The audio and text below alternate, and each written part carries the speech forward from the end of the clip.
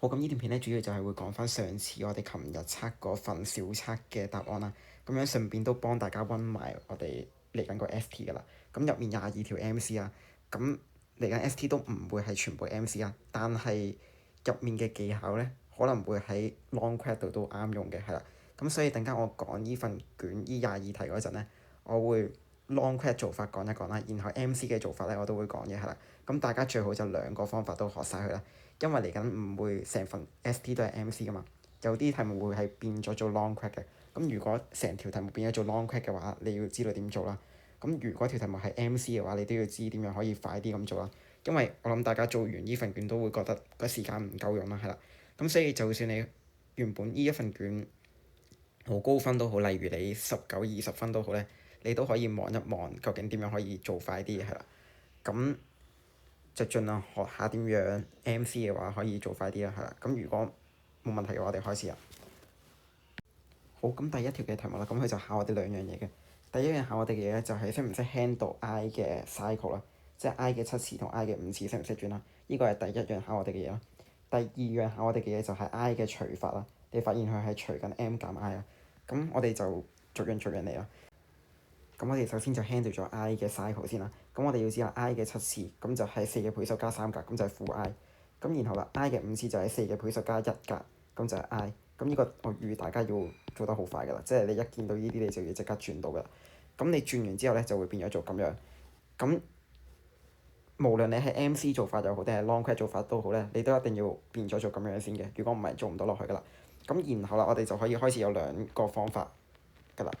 第一個方法就係 MC 做法，OK，method one。MC 做法，咁就係 put M 做其中一個數字啦，係啊，咩數字都得嘅，冇所謂嘅。例如啦，put M 係1啦，咁然後你咪即刻撳計數機咯。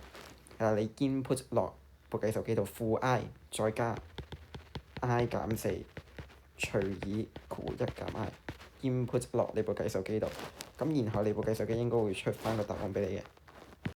咁個答案應該就係-5/2，然後再減5/2I 啦。咁而家佢問我哋個 imaginary part 係咩啊嘛？咁 imaginary part 咪就係-5/2咯。咁我哋逐個望下啦，邊一個係-5/2？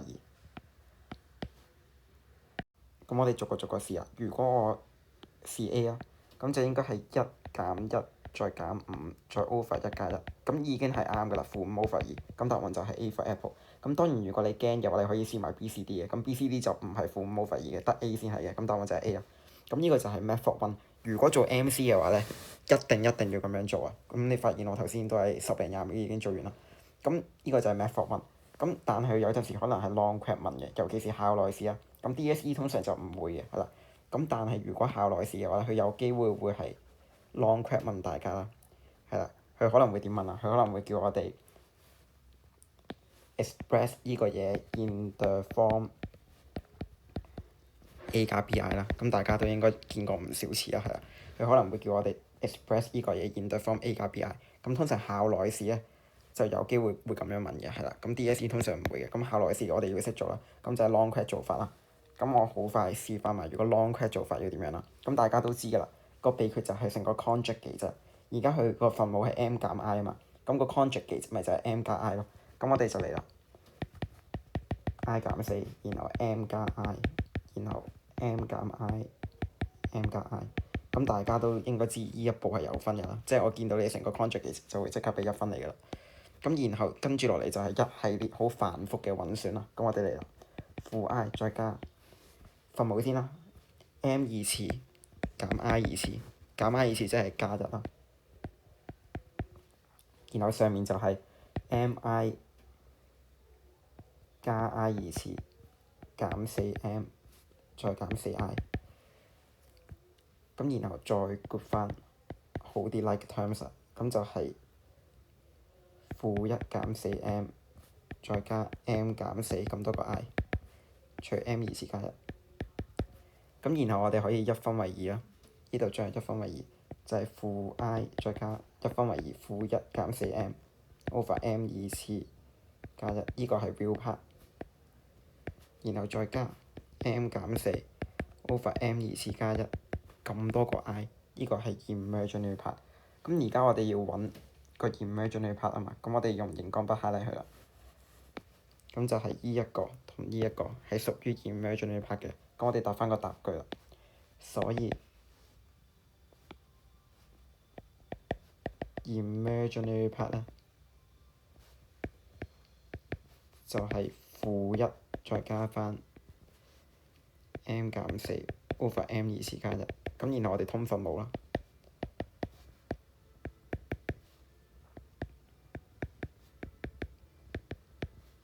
就係-m 二次加 m 減5 over m 二次加1。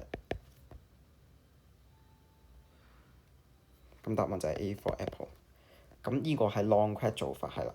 咁如果去 long quest 問大家咧，咁大家就要咁樣做噶啦。咁一定唔容易噶啦，都係偏難噶啦，係啦。好，咁第二條啦。第二條咧係比較煩嘅，因為佢有3句啦，即係等於一條問3樣嘢咁樣，咁都幾煩嘅。佢一條問3樣嘢喎。咁我哋逐個逐個睇啦。咁第一句先。set 係咪一個 real number？ 咁最簡單嘅話，咪就係代數字咯，我哋用計數機咯。put a 等於2，咁2set 咪等於2加 i 再加1 over 2減 i。咁撳下計數機啦。2加 i 再加1 over 括弧2減 i， 咁就係12 over 5加6 over 5i。咁有個 i 喺度喎，即係佢唔係 real number 啦，佢係一個 complex number，佢有 imaginary part 嘅，所以佢唔係 real number。咁所以咧，第一句係錯嘅。好，咁之後就到第二句啦。第二句咧就係最多同學問我啦，最多同學就係問咧幾時咧可以代數字，幾時唔可以。咁第二句咧，咁其實係唔可以求其代數字嘅。個原因係因為條題目有個 condition 俾我哋，呢一度咧佢有個限制俾我哋嘅，就係 2set is a purely imaginary number。係啦，佢有個限制俾我哋，就係咧佢已經 fix 咗咧 a 加 bi 入面個 a 位要係0，即係佢已經咧有個限制俾我哋咧個 a 位要係0，所以我哋唔可以求其代一個數字落去咯。因為如果我哋求其代數字咧，唔會令到佢個 a 位係啱啱好係0嘅，所以呢一題咧我哋係唔可以代數字嘅，係啦。咁我哋就真係要試下計啦，係啦。咁我哋個做法咧就係要 express 依個嘢 in the form a 加 bi， 然後再判斷。咁我哋嚟啦。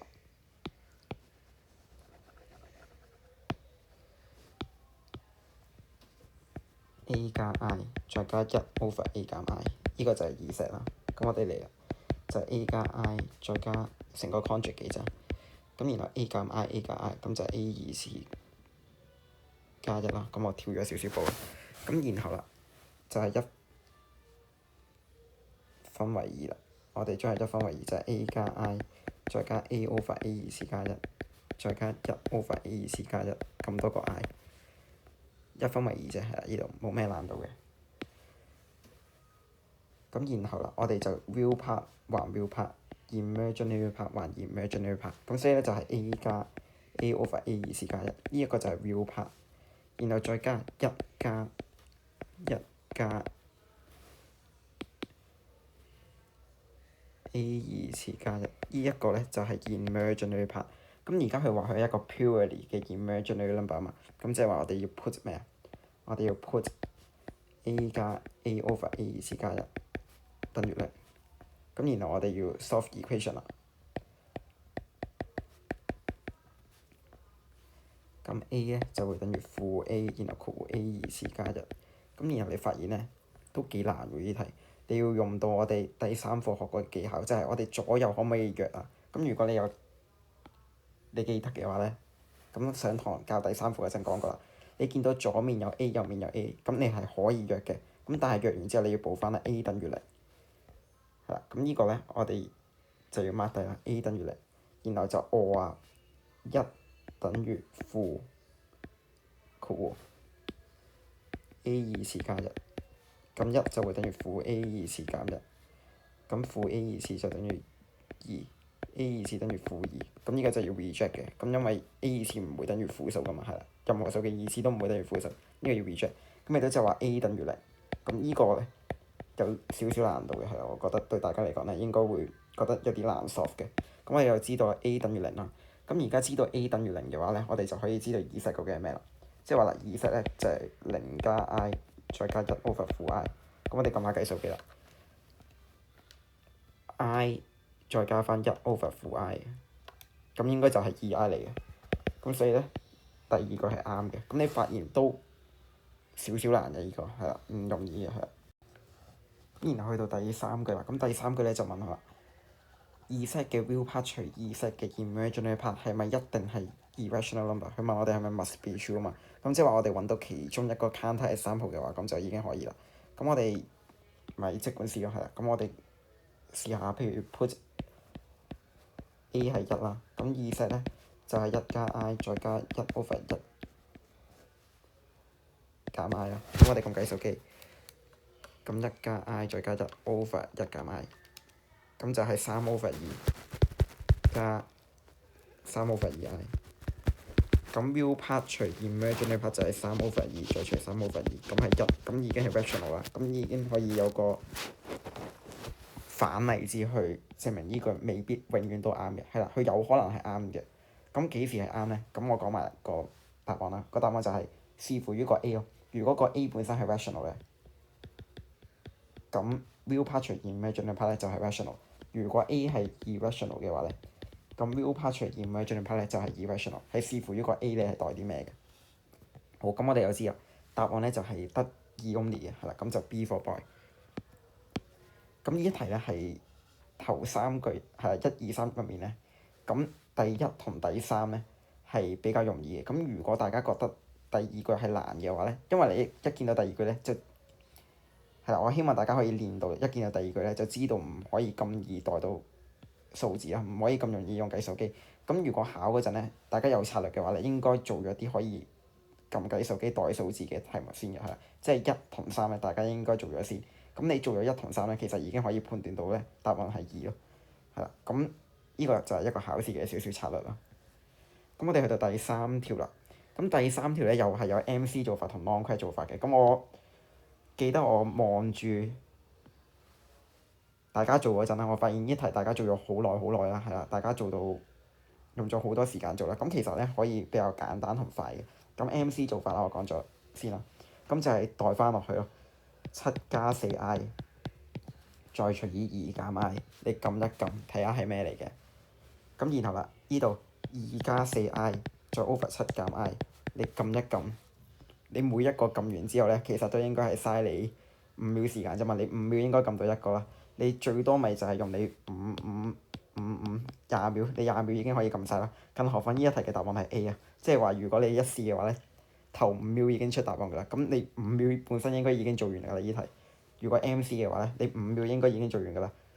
點樣啊？七加四 i 再除以二減 i， 咁撳完真係二加三 i 喎，咁咪真係睇咯。咁然後可以走人做下一條㗎啦。咁呢個就係 MC 做法。咁到 long quest 做法啦。咁如果大家有印象，我哋上次份 form test 都應該出過類似㗎嘛，係啦。咁就係好，等我擦翻乾淨先。咁我而家試翻 long quest 做法啦，係啦。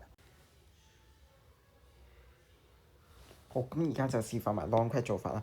咁 long quest 做法咧就係我哋要 left hand side 同 right hand side compare 啦，係啦。咁但係咧，我哋可以有個辦法做得輕鬆啲嘅，就係我哋將個除 y 減 i 調過去變成 y 減 i。咁我哋可以咁樣寫啦 ，x 加四 i 等於二加三 i， 然後乘以 y 減 i。咁我哋望下 right hand side 啦，right hand side 就應該係二 y 減二 i 加三 yi， 再減翻三 i 二次。咁我哋 real part 還 real part 啦，呢個係 real part， 呢一個係 imaginary part。咁就係二 y 加三，再加翻三 y 減二，咁多個 i。咁然後我哋可以寫翻兩條式兩個人啊嘛。咁第一號式咧就應該 x 等於二 y 加三，呢一個係 equation one。然後 equation two 咧就應該係三 y 減二等於四，呢個係 equation two。咁我哋 solve 完之後咧 solving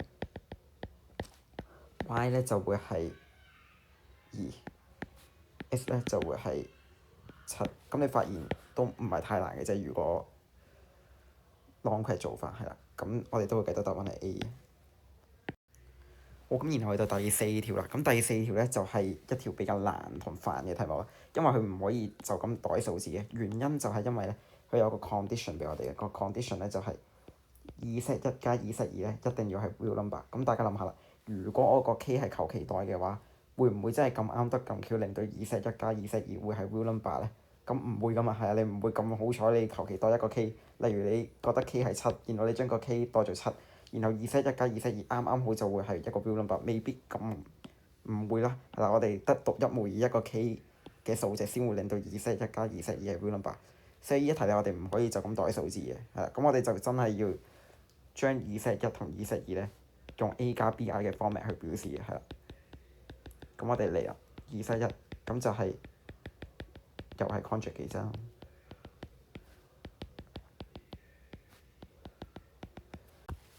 咁然之後咧就會係1再加翻，1減 2i 加 ki， 然後就減 2ki 二次，再 over 翻呢度慢少少啦，1 二次減 2i 括住佢二次，咁就應該係1減翻 4i 二次，咁就係5嚟嘅。咁然後呢度我哋 real part 還 real part，imaginary part 還 imaginary part， 呢個係 real， 呢個係 imaginary。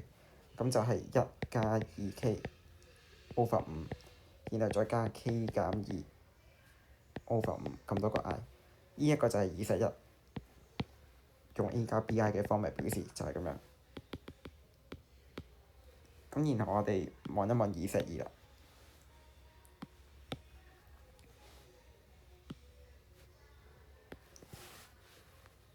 2 set 2就係3加 ki， 再除以1減 2i， 咁又係啦，我哋成個 conjugate 嘅啫，1加 2i， 1加 2i， 咁樣就係3加 6i 加 ki 加 2ki 二次，然後再除以1二次減 2i 括住佢二次，咁就係5嚟嘅，係啦。咁又係啦，一分為二，咁就係3減 2k over 5，再加6加 k over 5i。咁我希望大家係做到好熟㗎啦。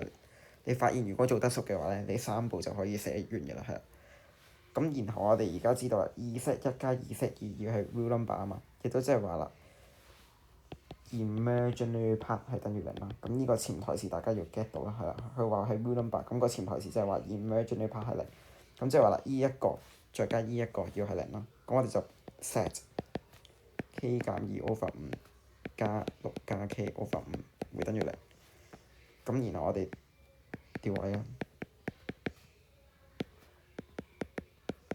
咁然後分左面右面都乘個5啦，咁就係6加 k 就會等於負 k 加2。咁你發現呢題個運算有少少難啦，咁2k 就會等於負4，咁 k 就會等於負2。咁已經知道啦，即係話啦，2 set 1加2 set 2咧加埋去等於 real number 咧，唔係必然嘅。喺幾時先至會係令到佢哋兩個加埋會係 real number 咧？就淨係得獨一無二一個可能性，就係當 k 係負2嗰陣先會令到有咁嘅效果。咁如果唔信嘅話，我哋試下 put 啊，我哋 put k 係負2啊，係啊。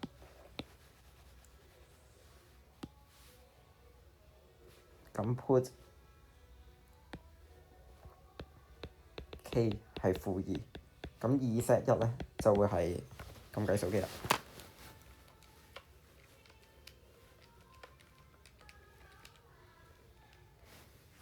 負3 over 5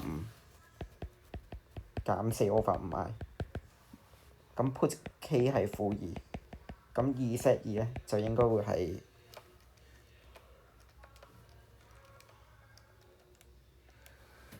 7 over 5再加4 over 5i。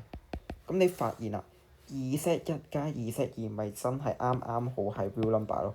佢哋個 imaginary part 一個係負4 over 5，一個係4 over 5，加埋佢咪就真係等於0咯。咁唔係必然會令到佢哋加埋係等於0嘅喎，係啱啱好當 k 係負2先會有呢個效果，係啦。即係話啦，如果要達到2 set 1加2 set 2係 real number 咧，得一個情況嘅啫，就係 when k 等於負2。咁當 k 係負2嗰陣，2 set 1乘以2 set 2係幾多？咁我哋咪撳計數機咯。咁2 set 1乘以2 Z2，咁計數機啦，就係-3/5減4/5i，再乘以7/5加4/5i。咁然後我哋撳完計數機，咁就直接出答案啦。咁答案就係咁望翻先。咁答案就係 D for dot 啦，係啦。咁最難就係計個 K 係幾多？咁呢個係最難嘅。咁當你知道 K 係幾多之後咧，剩低其實靠撳計數機都應該好容易做到嘅啫。好，咁去到第5條啦。咁第5條係考啲咩咧？咁我見有好多同學咧個比例咧特登畫到好靚啦。咁我哋咁都係一個好嘅習慣嚟嘅，你習慣將個比例畫得好靚。咁但係如果當我唔咁仔細研究啲比例，我純粹求其列嗰3點先啦。如果陣間真係要我哋個比例好靚，我再查咗佢再畫啦。咁而家總之就係求其有3點啦，一個 A 一個 B 一個 C。咁我唔跟佢啲比例啦。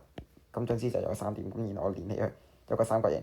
然後條題目就叫我哋計 find the altitude of 呢個 triangle 啊，即係話啦，我哋要揾嘅咧就應該係呢一條線 altitude 啊嘛，即係高啊，即係由頂點出發，然後要係 perpendicular。咁呢一個咧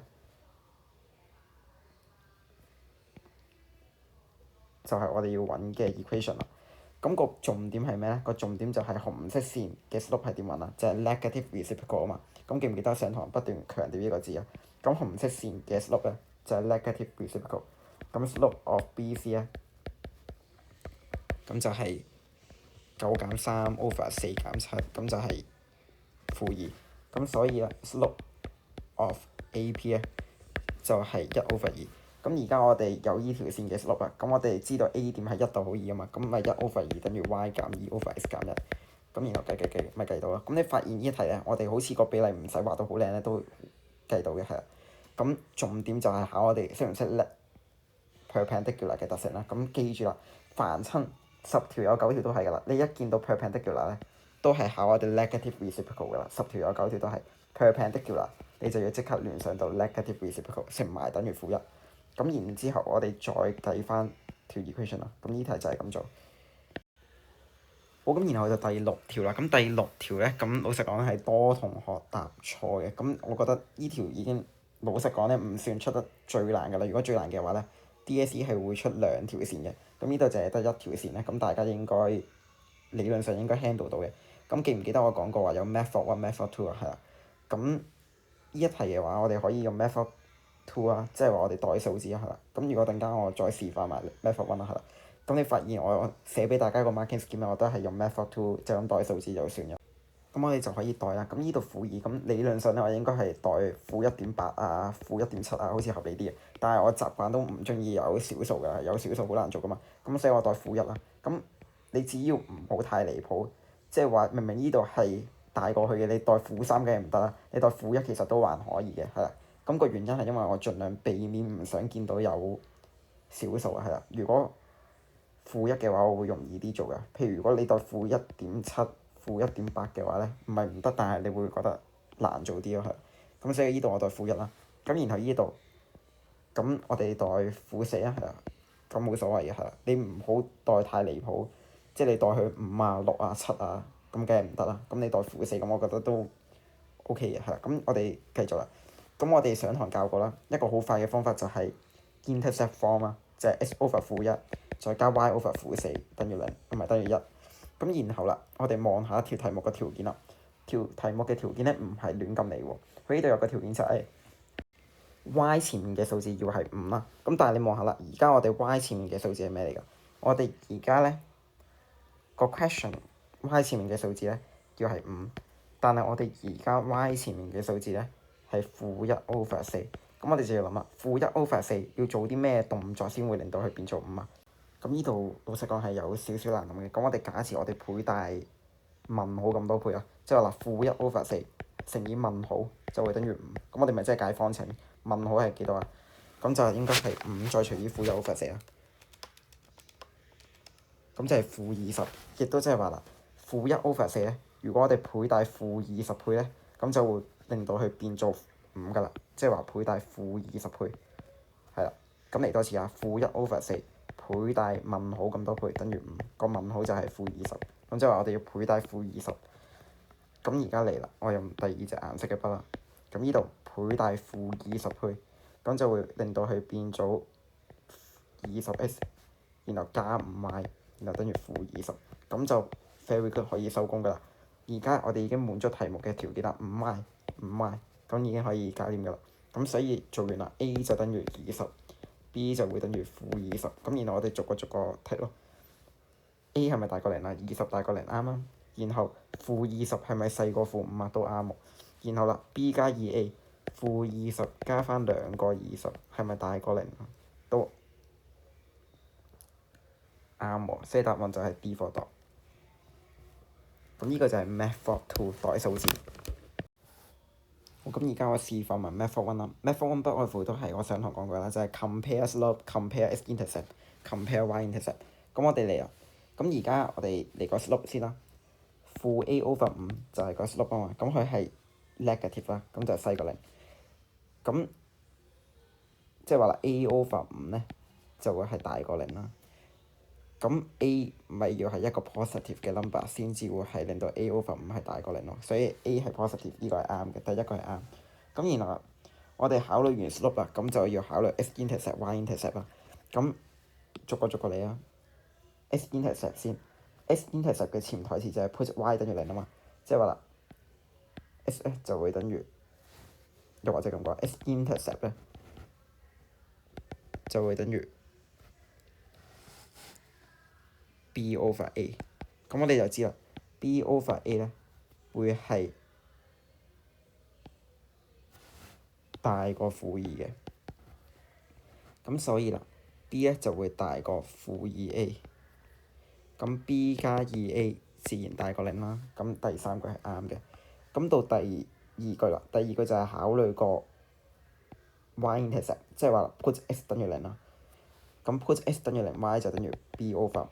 咁 b/5咧就會係細過-1，咁 b 咧就會細過-5。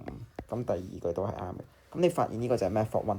咁有陣時咧 Method 1係會容易啲嘅，但係有陣時 Method 1都會幾難嘅，尤其是如果有2條線嘅話咧，我哋要考慮嘅嘢會特別多嘅。咁所以咧，我建議大家都係用咗 Method 2先係啦。咁最好2個方法都寫啦。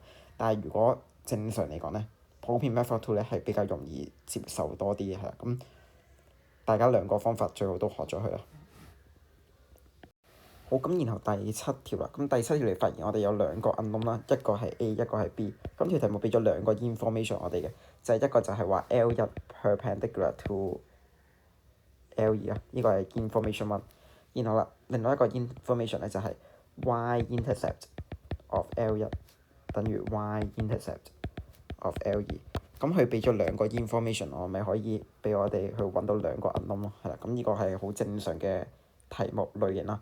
如果2個 unknown 嘅話咧，絕大部分情況咧，通常都會俾2個 information 我哋嘅，係啦。咁咪2條式2個 unknown，咁就做到噶啦。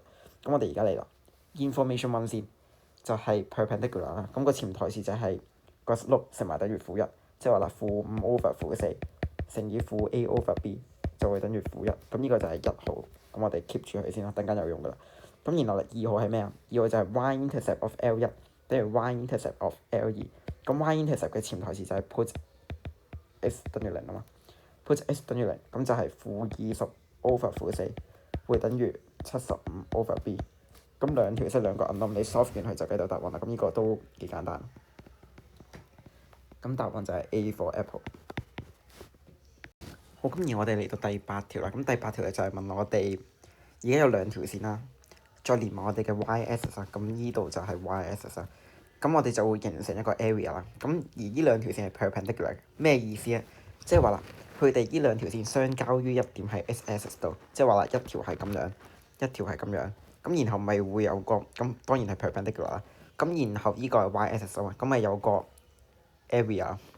咁然後我哋要揾嘅就係呢一個三角形嘅 area，咁咪就係底乘以高再除以咯。咁呢個就係呢一題嘅答題思路啦。係，我講一次啊，一條係 L1，然後一條係 L2，佢哋會 perpendicular 嘅，而且會相交於一點喺個 x-axis 度。咁然後我哋要知嘅就係，首先我哋要計翻 m 同 n 啦，等間。咁然後跟住咧就係底乘以高再除以，又或者你唔咁樣做嘅話咧，你底乘以高再除以都可以嘅，係。好，咁我哋好快嚟啦。咁而家我哋有兩條線啦。咁我叫前面嗰條叫 L 一啦，後面嗰條叫 L 二啦。前面呢個叫 L 一，呢個叫 L 二。咁而家我哋好快畫咗 L 一先啦。記唔記得我上堂講過話，如果我哋要畫圖嘅話，我哋通常都係 x intercept y intercept 然後連起佢，咁就可以好快畫到一條線㗎啦。咁 L 一先 x intercept put y 等於零，咁 x 就應該係-3，咁就話呢度-3代號零。咁然後啦 y intercept put x 等於零，咁 y 咧就應該會係9， 0到9，咁然後連起去，呢一條就係 L 一。咁然後啦，我哋到 L 二啦。L 二係點畫㗎？就係 perpendicular to 佢，而且 intersect at a point on x axis。咁大家要識得畫啊。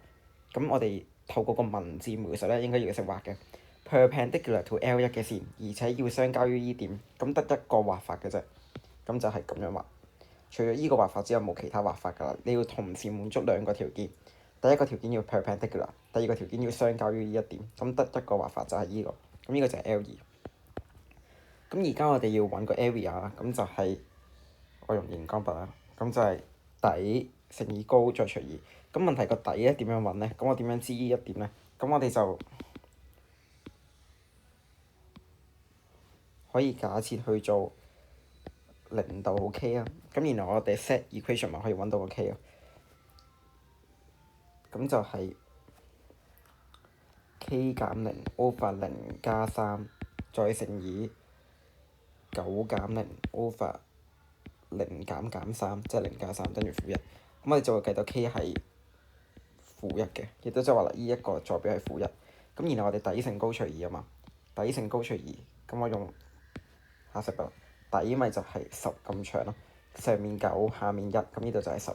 然後依一度啦，依一度嘅距離係0、-1、-2、-3，呢度就係3格。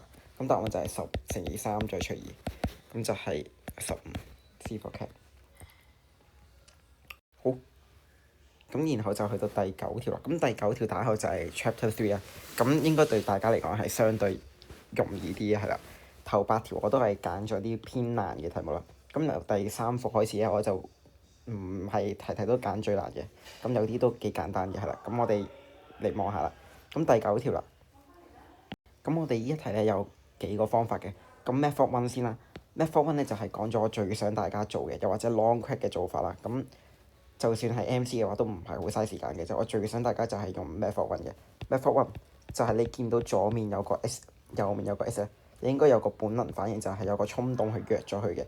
咁即係話啦，x 加 a 等於2，呢一個係你應該即刻本能反應諗住寫嘅嘢。咁 x 咪等於2減 a 咯。咁答案就係一係 b， 一係 dot。咁但係記住啦，佢而家係 quadratic 嘛，咁 quadratic理論上應該有兩個答案嘅，理論上。咁就係我哋約嗰個嘢咧，你要 set 佢等於0，我話 x 等於0，咁就係第二個答案。咁答案就係 D for dot。咁呢個就係我最想大家學識嘅技巧啦。咁呢個就係 method 1。咁到 method 2啦。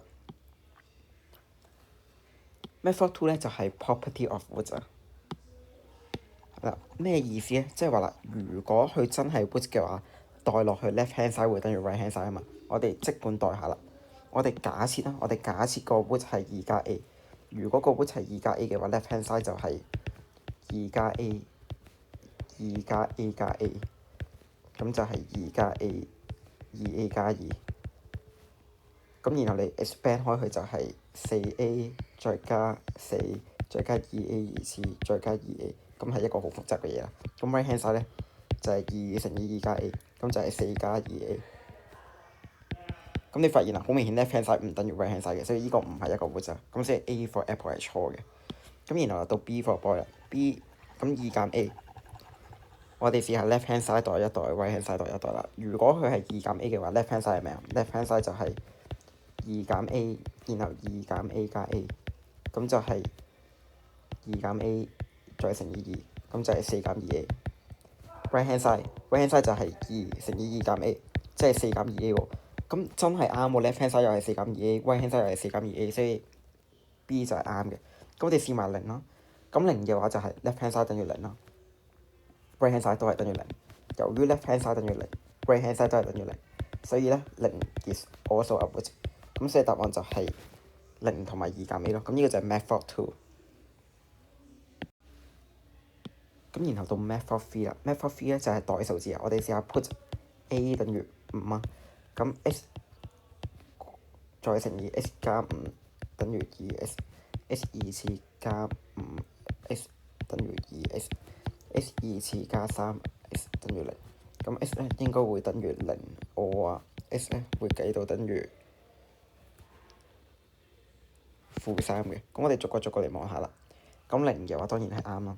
咁然後啦，2減 a 咪就係-3咯。2加 a 嘅話就係7啦，2減 a 就係-3。咁答案咪就係0同埋-3，咁就係 D 科度啦。咁呢個就係 method 3代數字。咁你發現成條題目都幾多方法可以做到嘅，呢一條唔算太難啦。但我最想大家係最好3個方法都要知點做啦，係啦。咁而 long quest 嘅話咧，咁我真係想大家學嘅 long quest 嘅話，一定係用 method 1嘅，係。咁然後到第10條啦。咁第10條咧係一條有關於 woods 嘅題目啦。咁記住我哋有3個 situation 啦，3幅圖。咁我上堂都不斷畫噶啦。呢個就係 two distant real woods， 呢一個就係 repeated woods， 呢一個咧就係 no real woods。呢3幅圖代表嘅嘢大家要知啦。呢個就係 delta 大過0，呢個就係 delta 等於0，呢個就係 delta 細過0。咁呢個係大家要知嘅嘢嚟嘅，係啦。咁如果冇問題嘅話咧，咁我哋就嚟啦。而家佢話有 two equal woods 啊嘛，咁幾時先會個 woods equal 啊？咁我哋學過啦 quadratic formula， 咁就係by the way呢份卷冇考過大家 quadratic formula， 咁大家都要記得啦，係啦。咁其他 quiz 都有考過嘅，係負 b 正負開方 b 二次減4a 小過 2a。咁幾時先會 repeated woods 咧？就係當我哋開方入面係0，你諗下啦，負 b 加0 over 2a versus 負 b 減0 over 2a， 咁咪就係 repeated woods 咯，就係負 b over 2a 咯。咁即係話啦，得一個情況底下先會有 repeated woods 嘅，就係當 b 二次減4ac 係等於0嗰陣，先至會有 equal woods 啊，又或者 repeated woods。咁亦都即係話啦，呢一題咧，我哋要做嘅嘢咧，就係要 set delta 等於0。set delta 等於0，即係話啦 k 二次減4 1 9等於0，咁 k 咧就會等於6或者-6。但係記唔記得我講過話，如果正常做完一條題目嗰陣咧，我哋應該無時無刻都驗下算嘅，係啦。咁我哋試下驗算 when k 等於6，咁條 equation 咧就會變咗做 s 二次加6 s 加9等於0。咁嗰個 repeated woods 係真係 repeat 喎。咁 repeat 咗啲咩啊？就係-3咯。係啦。咁然後啦，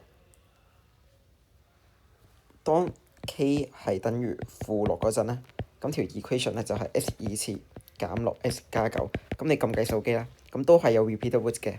咁但係個 repeated woods 咧就係3。咁你發現啦，而家條題目講話一定係 equal positive woods 啊嘛。咁幾時先會有 positive 啊？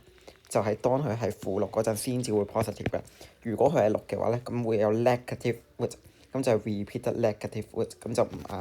咁答案就係-6，即係 C for cat。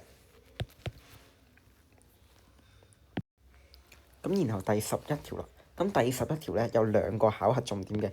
第一個考核重點就係你知唔知道咩叫 has real woods 嘅潛台詞啊？咁 has real woods 嘅潛台詞即係話佢有1個或者2個，咁即係話啦 delta 等於0或者 delta 大過0，咁 combine 埋一齊就係 delta 大過等於0啦。咁我望大家嘅草稿咧，基本上全班都寫到依句係啦，即係2二次減4 1 3減 k 大過等於0。我望大家個草稿嗰陣咧，好似全班都啱嘅，但係最後計得啱個答案咧，咁就有幾個咧，好似有7個8個咧係寫得啱呢一句咧，但係最後個 inequality 係計錯嘅。咁可能就係上年學嗰陣咧，一啲嘢唔記得咗啦。咁記住啦，呢一個係上年學嘅，就係 inequality 啦。咁我哋得一個秘訣嘅啫，呢一課就係乘除負數符號調轉。我哋嚟啦，4減4乘以3減 k 大過等於0，然後4減12再加翻4k 大過等於0，然後4k 大過等於8，k 大過等於2。咁你發現小心呢組就會計到噶啦，係咁要求埋我哋記得翻上年嗰一課學嘅嘢啦。好，咁第12條咧就係考緊我哋 quadratic graph 啦。咁有一樣嘢我哋要知嘅就係咧，我哋正常拋物線咪會有兩點嘅，咁呢兩點我哋會叫佢做 x-intercept 啫。咁另外一個我哋要知嘅就係 x-intercept 啫，其實就係會等於翻嗰一條 quadratic equation 嘅 root。咁呢個上堂用過好多時間去解釋㗎啦。咁我 expect 大家記得翻啦。呢兩點其實就係等於嗰個 quadratic 嘅 root。咁我舉個例啦，例子 x2 次減 3x 加2。咁大家都知呢一個係一個 quadratic 啦。咁撳完計數機，例如啦，我哋如果 put x2 次減 3x 加2等於0嘅話，咁部計數機咪會出到1或者2俾我哋嘅。咁佢對應就係幅圖入面個 x-intercept 啦，即係話依一度係1，依一度係2，係啦。咁我講多次啊 ，x-intercept 即係依兩點就會等於個 quadratic equation 嘅 root。咁呢個係一個好緊要嘅 concept。咁如果知嘅話咧，咁呢題一個步驟都唔使寫嘅，係我哋就咁一望就望到啦。咁而家條題目問我哋 root 啊嘛，咁 root 咪就係個 x-intercept 咯，我哋圈起佢，圈住呢兩點，然後一個係 negative 嘅，一個係 positive 嘅，咁所以答案咪就係 D4 度咯。好，咁到第13條啦，咁就係成份卷做得最好嘅一條啊。咁大家都應該好熟噶啦。如果佢 infinitely many point of intersection 嘅話，即係話佢哋 exactly 係同一條線，只不過係倍大嘅關係。例子 x 加 2y 加3等於0 versus 2x 加 4y 加6等於0，佢倍大咗2倍。咁更加重要嘅就係你會留意到啦，1/2等於2/4等於3/6，完全係一個比例嘅關係啦。咁而家我哋就知啦，我哋應該會寫得出啲咩咧？就係佢係倍大咗啦。咁倍大咗幾多倍啊？咁我哋都知啦，一個係-4，一個係正8啊嘛。我哋抹低-4去到正8，我哋倍大咗-2倍，係啦。咁又或者我哋除咗咁樣諗之外，我哋可以點樣寫咧？就係6/A 等於 B/2 等於8/4。咁然後計翻個 A 係幾多 ，B 係幾多。咁呢題係大家做得比較好嘅，因為 check 過好多次啊，係。咁然後到第14條啦，咁佢就話啦，cut x-axis 同埋 y-axis，咁即係話啦 x-intercept y-intercept 啦。cut x-axis 嘅話即係 put y 等於0，put y 等於0嘅話 x 就等於6，即係話啦6逗號0。然後啦 cut 個 y-axis 即係 put x 係0啦，咁即係-3y 等於12，y 等於-4，咁就係呢點0到-4，然後連起佢。然後佢就話啦，突然之間咧，佢介紹咗一樣嘢，就係個 midpoint of AB。咁 midpoint of AB 就係加埋除2加埋除2啦，咁就係3逗號負2。咁呢個就係 midpoint。咁然後佢就話啦，要 find the equation of 一個 vertical line。vertical 嘅話即係打直。咁打直嘅話咧，咁我就畫出嚟啦。打直即係咁樣啦。咁記住打直嘅線嘅 format 係咩喎？咁就係 x 等於一個數字，咁就係 x 等於3。咁如果佢話打橫咧，佢下次可能問打橫喎。咁打橫就係 y 等於-2啦。咁呢個係題外話嘅啫。咁而家佢話 x 等於3啊嘛，咁答案咪就係 x 減3等於0咯，即係 B for boy。咁我哋去到第15條啦，都係一條比較輕鬆嘅題目啦。咁開方37，咁就當然 irrational 啦。咁然後0.31，然後佢係一個循環小數啦。咁記唔記得我講過話可以變做分數㗎？咁就係撳落部計數機度啦。你喺部計數機度打0.31313131，打到冇得再撳為止。咁部計數機會自動幫你變做分數㗎，就係31/99。咁即係話啦，佢係 rational 嘅。咁即係話啦，第二句係唔啱啦。到第三句，咁就係第三句就係有 I 啦。咁所以咧，佢係 neither rational nor irrational。咁所以答案咧得一 only 嘅啫 A。好，咁然後去到第16條啦。咁第16條嘅話又係一個我最想大家識嘅技巧啦，就係你兩邊見到一啲嘢咧，應該係可以約咗佢嘅。咁但係呢一條咧係加強版嚟嘅，佢係再難過平時我哋見到嘅題目嘅，就係一個係 x 減 5k，一個咧係 5k 減 x。咁唔可以就咁約嘅，係啦，佢唔完全一樣。佢係再難過平時嘅題目少少嘅。呢度我哋要抽個負號出嚟，咁呢題應該都難到唔少同學啦，因為大家未必觀察到可以抽個負號出嚟啊。負括弧 x 加 3k， 然後而家咧就可以將佢變咗 x 加 5k 啦。咁然後你左面有 x 加 5k， 右面有 x 加 5k 咧，咁就可以約咗佢。咁約完之後咧，就應該會剩低就係 x 加 k 等於負 x 減 3k。咁 2x 咧就會等於負 4k。咁 x 就係負 2k。咁呢個就係第一個答案啦。咁講到 quadratic 嘅話，咁當然有兩個答案啦。咁我話啲咩啊？我話 x 減 5k 等於0。咁 x 咧就會等於 5k。咁答案就係呢兩個。咁呢個就係我最想大家識嘅 method 1啦。咁頭先我哋做過一條類似嘅都講過啦。我哋有 method 2同 method 3啊嘛。咁呢度時間關係，我淨係示範 method 2啦。method 2就係 property of width。咁就係話啦，我哋逐個帶落去，睇下 left hand side 係咪等於 right hand side。咁我舉個例啦，例如而家我哋想研究下負 k， 而負 k width， 我哋想研究下呢個問題，咁我哋咪代咯 left hand side。left hand side 就係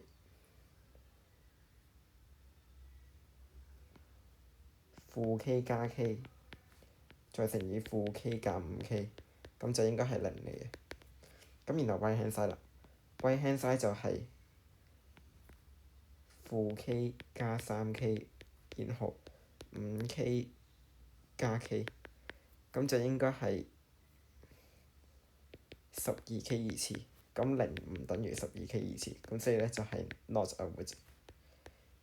咁即係話呢個我哋可以踩咗佢。咁答案咧唔係 boy 就係 dot。咁我哋而家即係知道啦，負 2k 一定係啦，兩個都有負 2k 啊嘛。咁答案一定係有負 2k 噶啦，爭在 5k 係咪？咁我哋咪研究埋咯。is 5k width。咁又係啦 ，left hand side right hand side 計一計啦。left hand side 就係 5k 加 k， 然後 5k 減 5k， 咁即係0嚟嘅。到 right hand side 啦，right hand side 就係 5k 加 3k， 5k 減 5k， 咁真係0嚟嘅喎。咁即係話啦，答案咧就係 5k 都係嘅，咁就係 default dot。好，咁然後我哋去到第17條啦。咁佢就話啦，俾咗 L1 嘅 equation 我哋，咁我哋畫咗 L1 先啦。咁都係啦，如果我哋要好快咁樣畫一條線嘅出嚟咧，咁我哋就要諗 x-intercept 同 y-intercept 啦。x-intercept 先 when y 等於0 x 等於2，即係話啦2逗號0。咁然後啦 y-intercept when x 等於0 y 等於8，咁就係0逗號8。咁然後連起佢。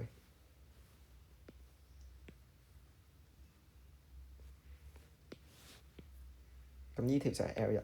咁而家佢就話啦，有另外一條線係同佢 perpendicular 得嚟咧，係相交於一點喺個 x-axis。咁我用藍色筆啦，我哋得獨一無二一個畫法嘅啫。perpendicular 而且係相交於2逗號0，咁就係呢一點。咁然後啦，我哋就諗啦 slope of L1 咧就係負 a over b 啦，即係負4 over 1，咁就係負4。咁所以啦 slope of L2 咧就係 negative reciprocal，即係1 over 4。咁然後啦，所以藍色線嘅 equation 咧就係1 over 4等於 y 減0 over x 減2，x 減2等於 4y，x 減 4y 減2等於0。咁答案就係 A for apple。好，咁去到第18條就係考我哋同高三角形嘅技巧啦。咁而家咧我哋知道啦，我哋有兩個三角形啦，呢度係 O， 然後呢度係 A、B、C。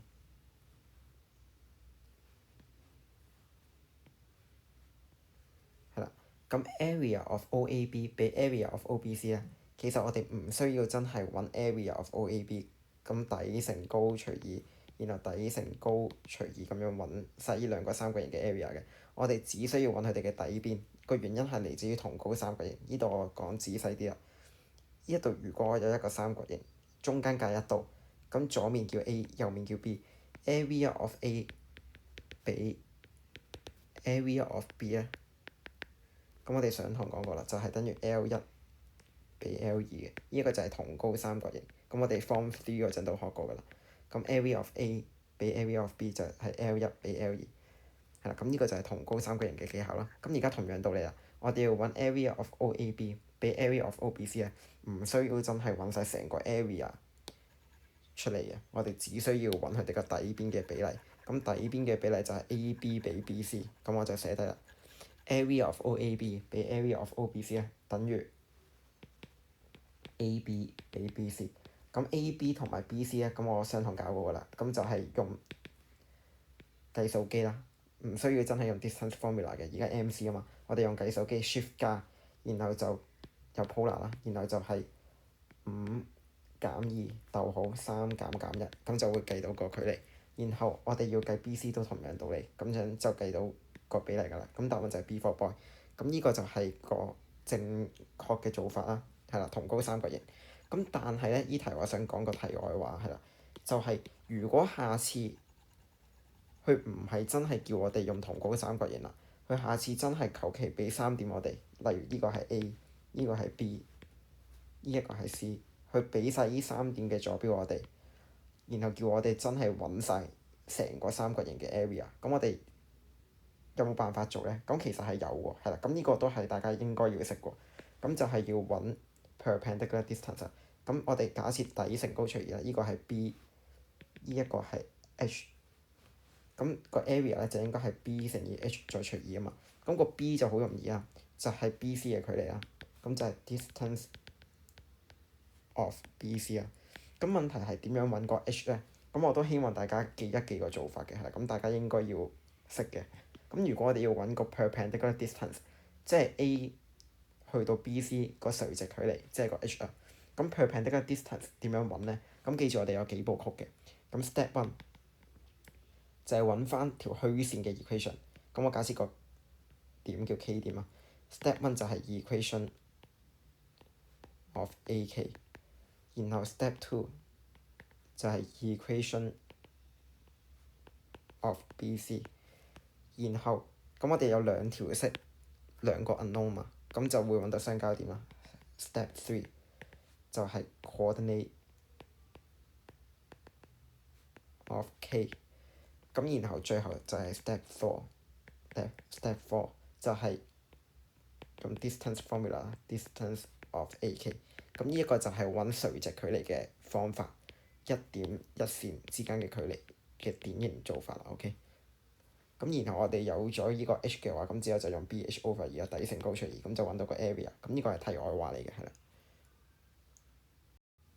咁去到第19條啦，咁就係一條有關 angle bisector 嘅題目。咁成條題目嘅學習重點係咩咧？就係得一個嘅啫，就係 tangent inclination 係會等於 slope， 係咁就係成條嘅重點中嘅重點啊！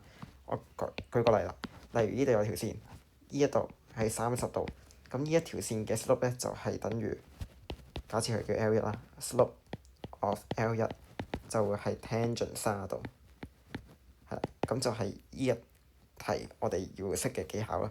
咁但係如果呢一條你要做得輕鬆嘅話咧，你要識埋另外一個技巧嘅，就係計數機 save 數嘅功能啊。記住我哋可以用我哋部計數機去 save 低啲數嘅，係啦。咁如果你要呢一題做得輕鬆嘅話咧，一定要善用呢個功能。咁我哋嚟啦。咁我哋而家咧要揾 slope of 個 angle bisector 啦。咁我連起佢啦，呢一度由 H 點連起佢。呢一條線，呢條藍色線就係我哋要揾嘅線。咁然後呢一個就係個 inclination， 記住一定係挨近右手邊嘅。呢一個係 theta， 呢一個 beta。theta 先至係個 inclination，beta 唔係嘅。beta 俾個交叉去 theta 先係。記住一定係挨近右手邊嘅。如果佢係咁樣嘅話咧，都係挨近右手邊嘅。呢個 theta， 呢個 beta 都係一定係 theta 先係 inclination，beta 唔係嘅。咁而家我哋就要揾呢個 theta 究竟係幾多度啦。如果一旦我哋知道個 theta 係幾多度咧，tangent theta 咧就係答案㗎啦。咁問題係我哋點樣可以揾到個角咧？咁就係要用 angle sum of triangle 啊嗰啲低方 angle 嘅 reason 啦。咁我哋嚟啦。我假設呢個叫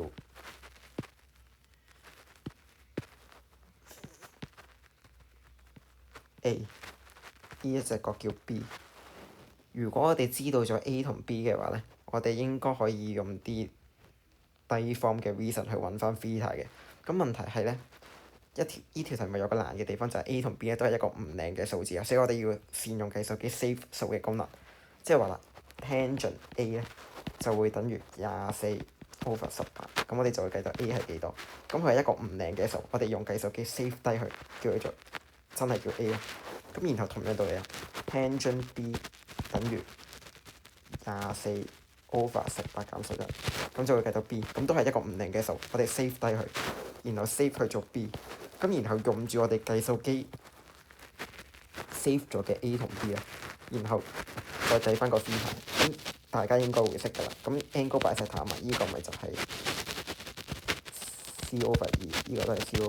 咁我哋有成隻角嘅話，咁就會有依細隻角。咁最後咧用 angle sum of triangle 啊嗰啲 reason 咧，你就應該會計到 theta 係幾多。咁反而唔難嘅係啦，即係話如果有個三角形，然後我計一刀，依個叫 A， 依個叫 A， 依個叫 B， 依個叫 C， 然後我條題目如果叫你揾 D 嘅話咧，如果 given 咗 A、B、C 你都知嘅話，叫你揾翻 D， 咁一啲難度都冇啦，係 angle sum of triangle 啊 adjacent angles on straight line 啊，再唔係 exterior angle of triangle 你都會計到嘅係啦。咁呢個係難唔到大家嘅，唯一難到大家就係大家可能唔識得 save 數啦。咁我提一提大家啦。咁你可以善用計數機 save 數嘅功能，然後你就會有 A， 你就會有 B， 咁最後你嘅任務就係要計翻個 theta 係幾多，咁就做到㗎啦。呢題到第20題啦。咁第20題咧就係考你 property of width， 又係 property of width。咁如果 alpha 係個 width 嘅話，咁代表啲咩啊？alpha 係個 width，佢嘅潛台詞即係話啦，3 alpha 二次加4 alpha 加12等於0，呢個係 property of width 話俾我哋聽嘅。咁而家條題目話啦，我哋要研究嘅嘢係負9 alpha 二次嘛，咁即係倍大負3倍咯，即係話啦負9 alpha 二次減12 alpha， 然後負3就係負36等於0。咁但係條題目依度係加7啊嘛，咁即係話啦負9 alpha 二次減12 alpha 加7就會等於唔知幾多，係啦，我假設叫問號，咁我哋調位啦，7減問號就會等於負36咯。咁個問號係幾多？個問號就自然係43啦。7減43，呢一度如果係43，調過去咪啱啱好變減36咯。咁即係右手邊呢個就係43，咁佢就會等於43。C for cat。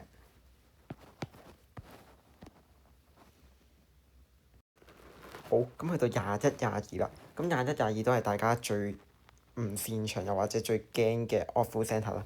咁記住啦 awful centre 佢係由咩組成啊？佢係由 octal 組成嘅，係啦。佢係由 octal 組成嘅 awful centre。咁而家我哋畫翻個3點嘅坐標啦。咁都唔需要個比例畫得太好嘅。而家佢話有3個點啊。咁通常咧，我有個小技巧教大家嘅，就係通常我哋畫咧，我哋盡量唔好畫鈍角三角形，我哋盡量畫一個銳角三角形。呢度佢係一個銳角三角形，點解咧？銳角三角形嘅 awful centre 係容易畫啲嘅。你諗下，如果我要畫呢個銳角三角形嘅 awful centre 咧，就係依個再依個，咁然後依個就已經係個相交點啦。咁如果佢係銳角三角形嘅話，個 awful centre 係容易畫啲嘅。相反，如果佢係鈍角三角形，好似咁樣嘅話咧，佢個 awful centre 咧係幾難畫嘅。其中一條線我哋知啦，其中一個高就係咁樣啦，呢個就係第一條高啦。但係第二條高咧，你發現啦，如果佢係鈍角三角形嘅話咧，我哋係要延長條線嘅。咁呢一個就係第二條高，然後我哋兩條線都要延長開去。咁你會發現咧，個 awful centre 咧係會喺個三角形出面，而且係好難 observe 嘅，係啦，好難觀察到嘅。所以為咗令到條題目簡單啲咧，我哋可避免咧係啦，如果盡量咧，我哋都唔好畫右手邊呢個 case， 我哋都唔好畫鈍角三角形，我哋盡量畫銳角三角形，咁會容易畫啲，容易 handle 啲嘅。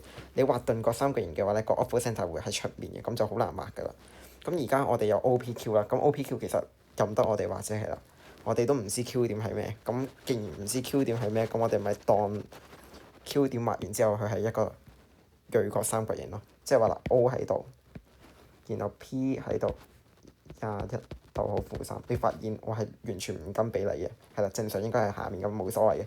然後 Q 點喺度，係啦，我畫到一個銳角三角形，咁陣間會容易做啲嘅，係啦。OPQ， 咁 O 就係當然0逗號0咯。咁然後 Q 我唔知佢嘅坐標係咩啊嘛，咁我咪假設佢叫 M 逗號 N 咯。又或者唔中意 M 逗號 N， 咁你叫佢做 A 逗號 B 啊。咁然後啦，個 author centre 係咩啊？個 author centre 就係唔係喎，21逗號負3唔係 P 嚟喎，個 P 應該係26逗號負18。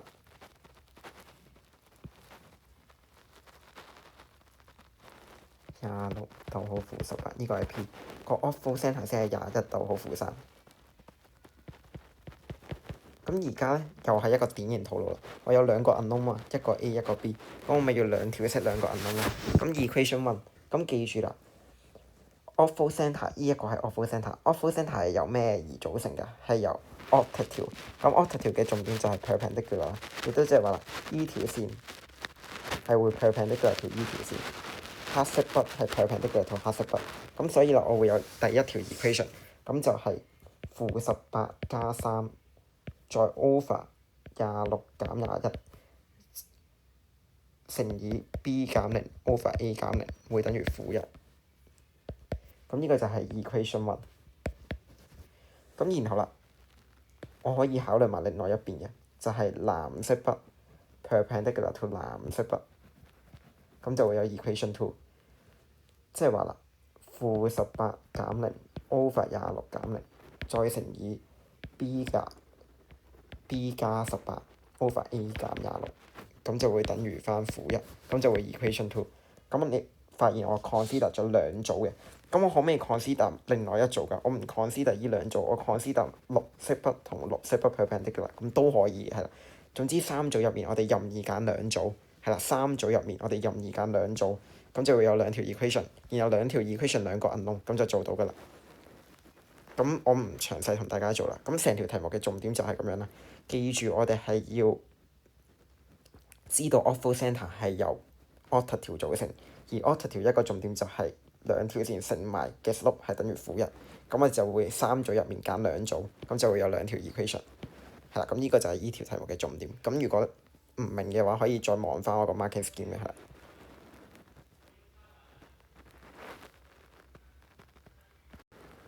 好，咁第22條咧係同21條基本上一模一樣，但係佢係加強版啦，佢係難啲嘅。再難啲嘅原因就係因為佢有個 A 喺度啦，但係其實個做法係一樣嘅。咁我哋而家嚟啦，我哋有兩點，一個係 P， 一個係 Q。咁 P 同 Q 嘅坐標係咩咧？咁佢冇好明顯咁樣話俾我哋聽，我哋要自己諗啦。但係其實都唔難嘅。Cut the x-axis 啊嘛，即係 when y 等於0啦。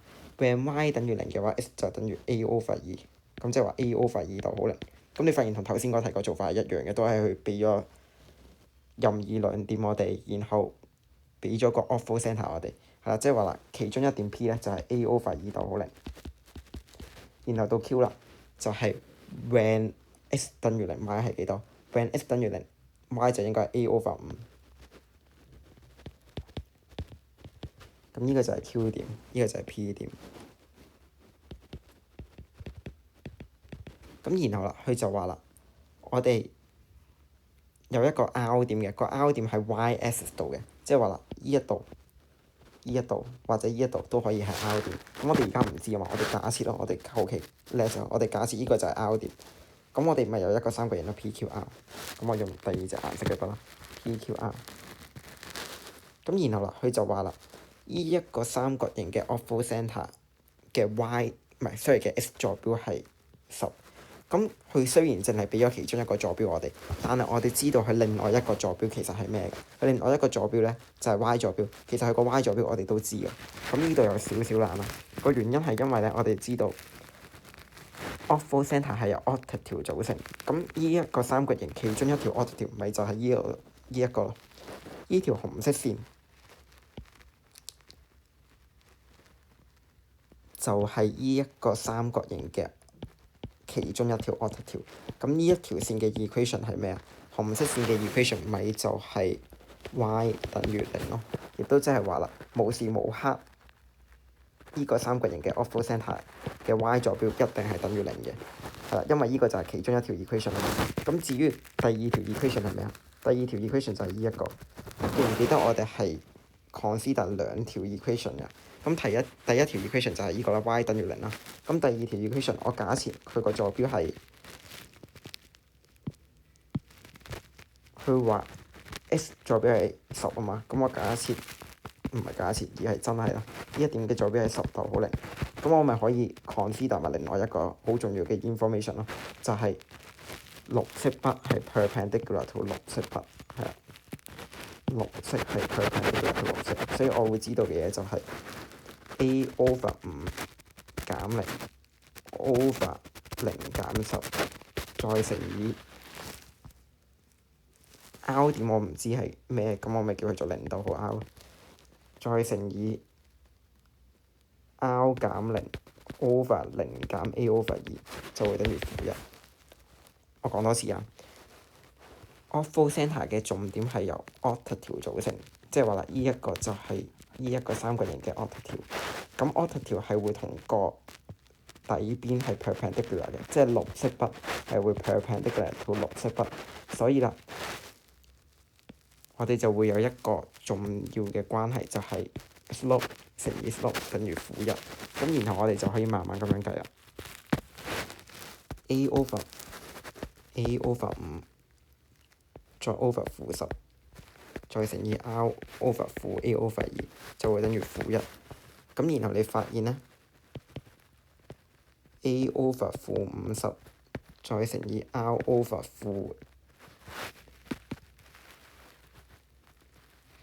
呢度係 2r over -a 啦，等於-1。咁然後 a 同 a 弱減，咁你發現啦， 2r over 50就會等於-1，r 就會等於-25。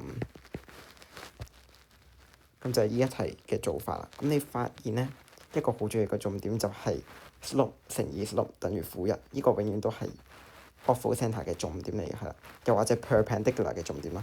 咁成條題目嘅流程就係你見到 opposite centre，你就要聯想到 octal， 你聯想到 octal， 你就要聯想到 perpendicular， 你聯想到 perpendicular， 你就要聯想到 slope乘以 slope 等於-1。